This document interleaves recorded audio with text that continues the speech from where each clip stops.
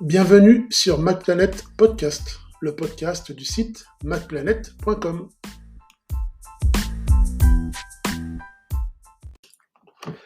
Bonjour à tous et merci à vous de nous suivre. Aujourd'hui, on va entamer un nouvel épisode.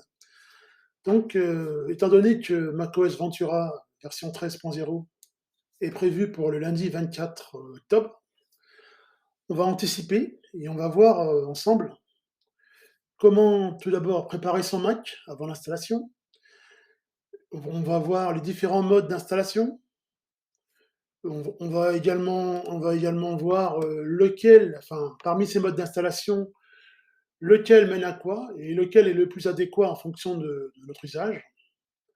Donc, on va commencer par le commencement, préparer son Mac pour OS Ventura. Donc, la première chose à faire, donc ça c'est souvent dit et redit, mais c'est toujours bon de le redire. La première chose à faire, c'est de sauvegarder son Mac. Le sauvegarder avec Time Machine, ou bien faire un clonage de disque, c'est-à-dire une copie de disque à disque, du disque interne vers un disque externe en USB. Comme ça, en cas de problème, on est certain de pouvoir récupérer et ses données et ses applications. Donc voilà. L'autre chose essentielle qu'il faut faire avant de se lancer dans cette aventure, c'est bien sûr de vérifier dans la liste des Mac compatibles si votre Mac est vraiment compatible avec macOS Ventura.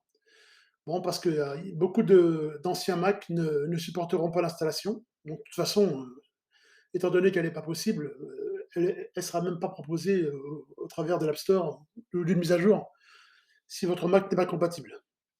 Donc, vérifiez que son Mac soit compatible, sauvegarder ses données avec Time Machine ou bien faire un clonage disque. Donc, ça, ce sont les choses essentielles. Oui, pas seulement. Donc, beaucoup de gens veulent systématiquement migrer vers le nouvel OS. Mais avant de migrer vers un nouvel OS, quel qu'il soit, que ce soit Windows, Mac, Linux, c'est pareil, il faut s'assurer que vos logiciels existent. C'est-à-dire il faut savoir si une version compatible de vos logiciels existe pour macOS Ventura. Donc, c'est pour ça qu'on a mis à disposition, en fait, dans le podcast, un lien pour vérifier la liste des apps compatibles macOS Ventura. Parce que certaines applications sont prêtes, donc pour Mac Intel ou bien Mac Silicon, d'autres ne le sont pas encore.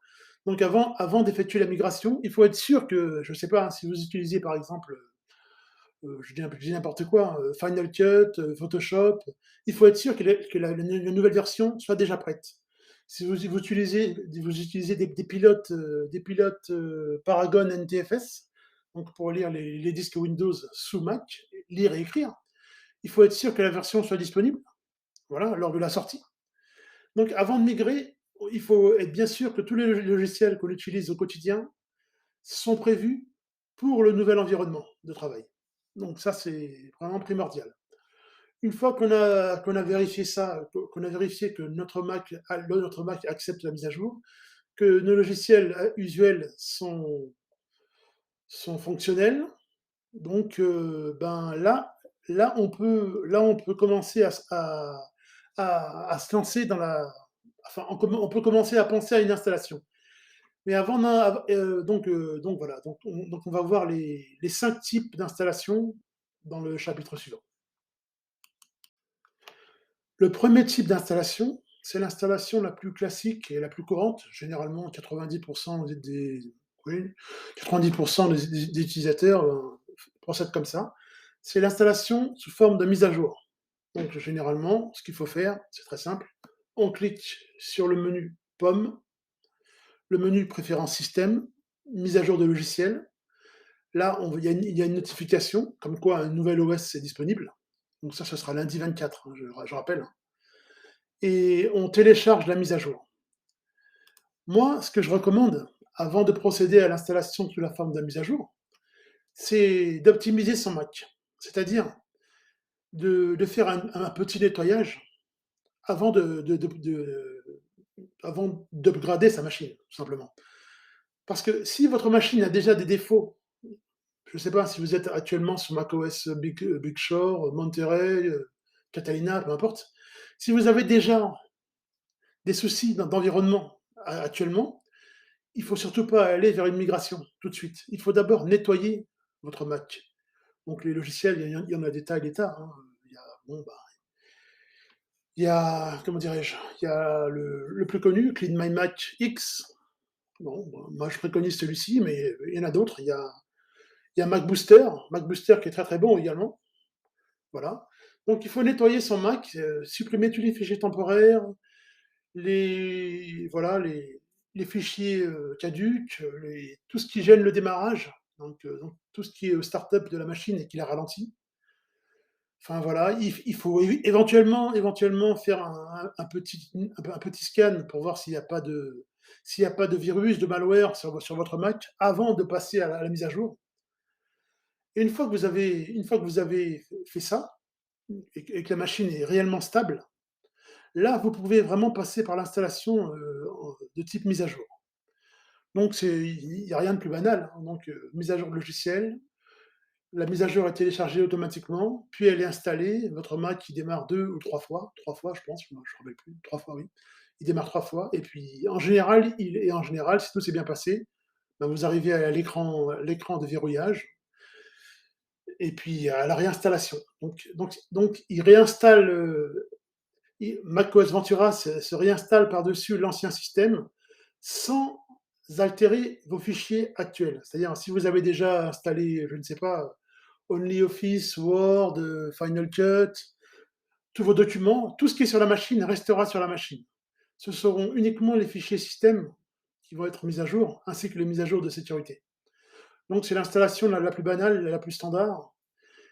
Et si vous avez des problèmes, de toute façon, il y a des liens dans l'article, parce qu'il arrive souvent que lorsqu'on fait une mise à jour, logicielle, l'update, ben il arrive pour certaines personnes que le Mac se bloque. Il se bloque sur le logo de la pomme, sur la petite barre blanche d'avancée, un point d'interrogation parce qu'il trouve plus le point, il trouve plus le disque de démarrage. Enfin bon, il peut y arriver plein de causes diverses.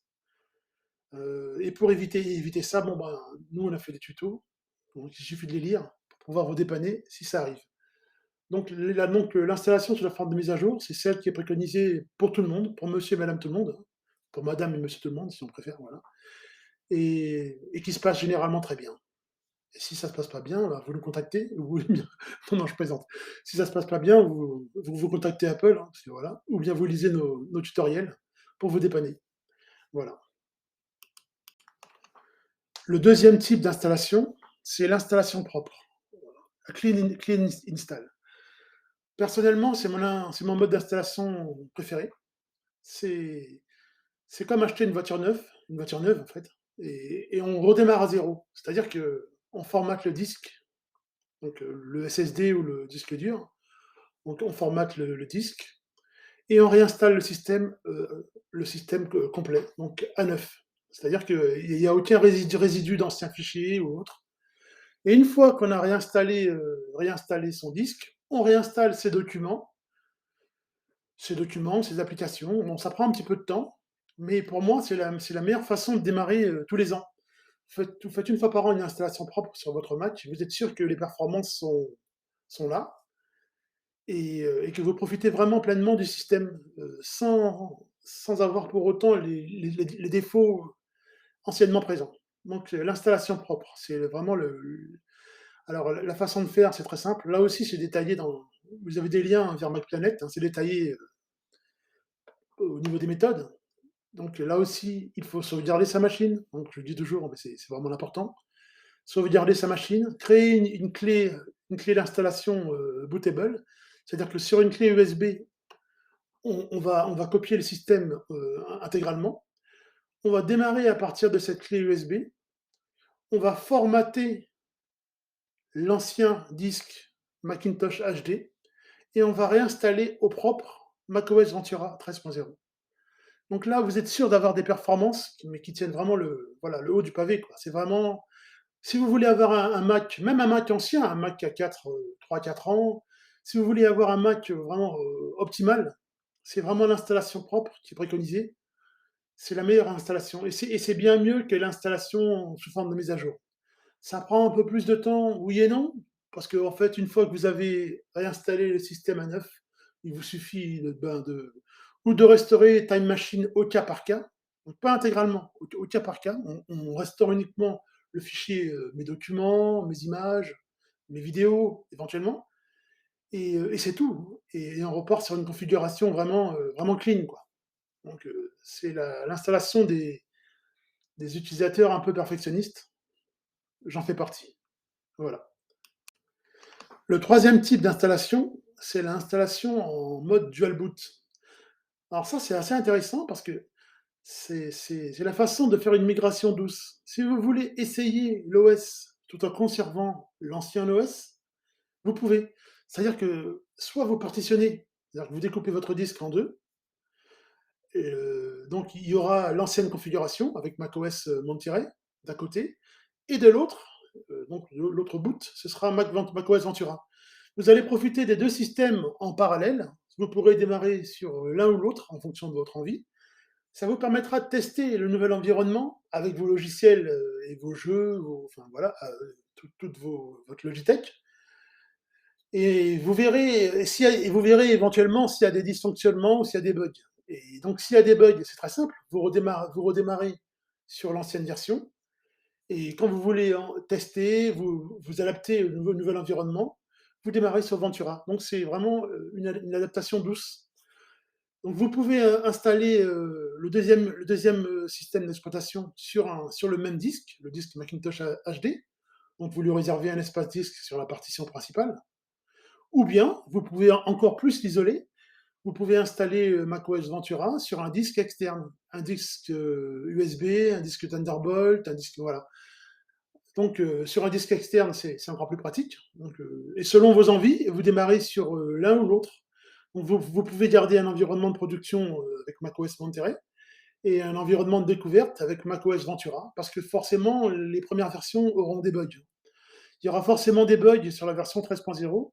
Donc si vous voulez éviter tous les écueils de nouvel OS, ben, vous le testez en parallèle. Et quand le système arrive à maturité, c'est-à-dire dans 1, 2, 3 mois, là, vous l'installez définitivement en mise à jour ou bien en installation propre. Donc, moi, j'aime assez l'installation en dual boot. Donc, moi, je conseille de réaliser le dual boot non pas sur un disque dur, parce que c'est un petit peu lent, mais sur un SSD externe, si vous avez ça, ou bien sur une clé USB ben, de large volume, une clé USB de 128 Go, par exemple, mais une clé USB 3.0, quoi. 3.0, 3.1, enfin, une clé USB très rapide. Parce que sur un disque dur classique mécanique, pour moi, ça reste un peu lent. Et donc, une fois que vous avez installé le deuxième système en parallèle, les deux systèmes ne se touchent pas, en fait. Ils sont en parallèle. Ils peuvent échanger des fichiers l'un l'autre, c'est-à-dire que vous pouvez copier un fichier d'une partition à une autre, et vice-versa. Mais vous n'allez pas altérer l'un ou l'autre des systèmes. Donc voilà. Et le jour où vous en avez assez du dual boot, il suffit de supprimer la grappe de disque dur. Enfin, il suffit de supprimer la deuxième partition. Et là, vous restez de manière classique sur votre environnement précédent. Donc le dual boot, le double démarrage en français. Donc c'est l'installation des Mac users prudents, on va dire. Voilà. Le quatrième type d'installation, alors il est très bien. Surtout si vous avez un Apple Silicon M1, M1 Pro, M1 Max, M1 Ultra, M2, enfin bon, une puce Apple, pas un Mac Intel. Oh, si, un Mac Intel aussi. Si. En fait, ça fonctionne avec les deux. Si vous avez un Mac Silicon, vous pouvez installer gratuitement une macOS Ventura dans une machine virtuelle. Donc, c'est l'installation dans une machine virtuelle, une VM, à l'aide de l'utilitaire UTM ou bien Virtual Buddy. Ça marche aussi très bien, les deux. Donc, ce sont des logiciels qui sont gratuits, libres, je crois aussi, donc à vérifier. Donc, UTM ou bien Virtual Buddy. Et si vous avez un Mac Intel, vous pouvez installer aussi macOS Ventura dans une machine virtuelle avec Parallel Desktop version 18 qui sortira sans doute le 24 octobre, le jour de la sortie de macOS Ventura aussi. Alors cette installation, elle est pas mal parce que vous pouvez exécuter, surtout pour les développeurs, si vous développez des applications ou autres, mais ça peut aussi être bien pour les gens qui veulent apprécier un système, c'est-à-dire avoir une visée, voir à quoi il ressemble, sans pour autant migrer tout de suite. vous ouvrez donc en fait la machine virtuelle, elle installe le Ventura, en parallèle. Vous pouvez l'utiliser en mode fenêtré, dans une fenêtre, ou bien en plein écran. Donc heu, c'est pas mal. Donc c'est pas mal dans la mesure où on peut voir à quoi ressemblent les principales nouveautés. Stage Manager, l'annulation d'un email, l'annulation d'un message ou la modification d'un message, bon, et cetera. Enfin, toutes les nouveautés de macOS Ventura. Vous n'allez pas pouvoir, tester des jeux vidéo parce qu'en fait, il y a moins de puissance que dans un dual boot, que dans l'installation précédente. Mais ça donne quand même une vision, générale, de macOS Ventura, sans prendre de risques, surtout. Voilà, là aussi, j'ai réalisé un tutoriel complet, mais vraiment bien complet, hein, étape par étape, ainsi qu'une vidéo sur YouTube, pour vous montrer comment installer macOS Ventura dans une machine virtuelle. Donc elle s'adresse principalement à ceux qui ont un Apple Silicon, mais je répète, hein, si vous n'avez pas d'Apple Silicon, vous pouvez investir dans Parallel Desktop, mais je trouve qu'avec un Apple Silicon, c'est beaucoup mieux parce que la machine est beaucoup plus puissante d'un point de vue CPU, processeur. Elle dégage une puissance qui fait que vous avez vraiment l'impression d'être dans un environnement de travail complet et pas dans une virtualisation. Voilà, c'est ça, la virtualisation. Ça permet en fait, en général, surtout aux développeurs de tester leurs applications, de savoir si elles vont être compatibles avec macOS Ventura, enfin, de bien évaluer tout. C'est pour ça en fait qu'on le fait. Mais ça permet aussi aux plus curieux d'avoir voilà, c'est ça, hein, d'avoir une première vision de ce à quoi va ressembler macOS Ventura, sans pour autant modifier son installation, son environnement de production. Voilà, l'installation virtuelle. Le cinquième et dernier type d'installation, celui-là, il est réservé à ceux qui ont des Hackintosh ou à ceux qui ont des Mac trop anciens pour pouvoir installer macOS Ventura. Donc c'est On a dédié un épisode à ça, l'épisode numéro, je sais plus, l'épisode numéro 5, c'est installer macOS Ventura sur un Mac non compatible. Là, c'est avec Open Core Legacy Patcher. On installe un patch et qui fait croire en fait que notre ancien Mac que notre ancien Mac est récent et peut supporter macOS Ventura. Ça, c'est réservé aux utilisateurs chevronnés. Moi, bon, j'ai fait un tutoriel complet là-dessus, j'ai expliqué la méthode. Mais ça, c'est vraiment si vous voulez absolument avoir le dernier environnement de travail.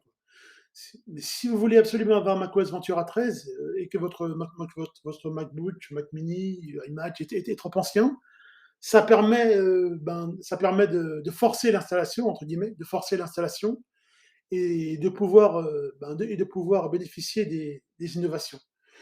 Beaucoup ne fonctionneront pas, hein, voilà. Et puis, parce qu'il y a beaucoup de nouveautés qui sont quand même réservées aux nouveaux Mac, mais ça permet quand même d'installer macOS Ventura sur un ancien Mac. Moi, je déconseille ça aux débutants. Je conseille ça vraiment à ceux qui ont des Hackintosh. Voilà, ça c'est vraiment quelque chose de très spécifique. Parce qu'en général, si votre Mac n'a pas été prévu pour installer le dernier OS, pour des raisons techniques, matérielles, ou bien pour des raisons commerciales de la part d'Apple, parce que ça aussi, ça se peut, hein. Ça se peut qu'il a le potentiel pour tout supporter, mais qu'Apple refuse de l'installer sur certains Mac il y a plus de 5 ans, plus de 6 ans. Bon, ben voilà. Si en général il n'est pas prévu pour votre Mac, c'est qu'il ne faut pas l'installer, hein, parce que c'est déconseillé. Mais si vraiment vous voulez vraiment profiter du dernier environnement et à vos risques et périls, bon ben c'est vraiment l'installation qu'il vous faut. Voilà, c'est celle-ci. Donc, pour récapituler dans l'ordre, ce qu'il faut faire avant de procéder à la mise à jour, c'est vérifier dans la liste de compatibilité que votre Mac est supporté, vérifier dans la liste de logiciels que vos outils utilitaires, jeux, sont bien présents sur le nouveau système, sauvegarder votre Mac ou bien mieux, faire un clonage disque. Ensuite, c'est de choisir un type d'installation. La première, l'installation sous forme de mise à jour, classique. La deuxième, c'est celle que je préconise, c'est l'installation propre. On crée une clé bootable et on installe à partir de cette clé. Et là, on repart à zéro sur un Mac tout neuf. La troisième, c'est l'installation qu'on va appeler, enfin oui, des prudents. C'est l'installation en dual boot. On installe macOS Ventura en parallèle du système qu'on utilise actuellement. Donc c'est le double démarrage. Et on peut choisir à partir de la touche Alt sur les Mac Intel, ALT, sur quel OS on veut démarrer, ou bien sur la touche marche arrêt sur l'Apple Silicon. On maintient longuement la touche marche arrêt et ça affichera les options de démarrage. Donc ça, c'est l'installation qui permet de travailler sur son système actuel, puis de tester au fur et à mesure le nouvel environnement et s'y adapter, pourquoi pas, même s'il n'y a pas de grands changements, mais bon, bref, voilà. Le quatrième mode de démarrage, c'est l'installation dans une machine virtuelle, avec UTM, Parallel Desktop, Virtual Body.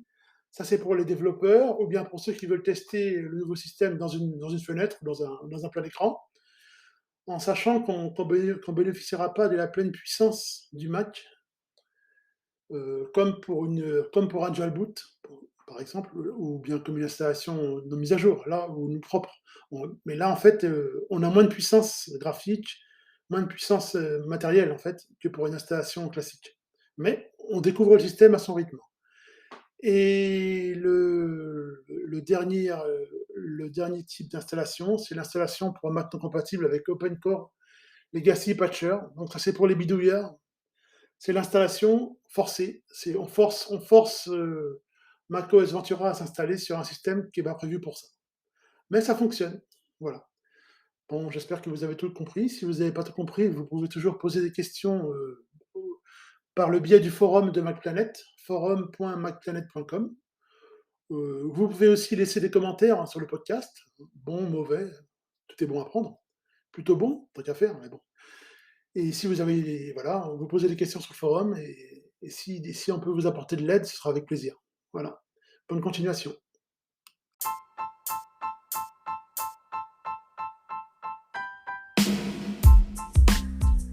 Merci à vous d'avoir suivi le MacPlanet Podcast. Retrouvez nos tutoriels sur le site macplanet.com et sur le site macbookcity.fr. Les liens sont dans le podcast. Merci.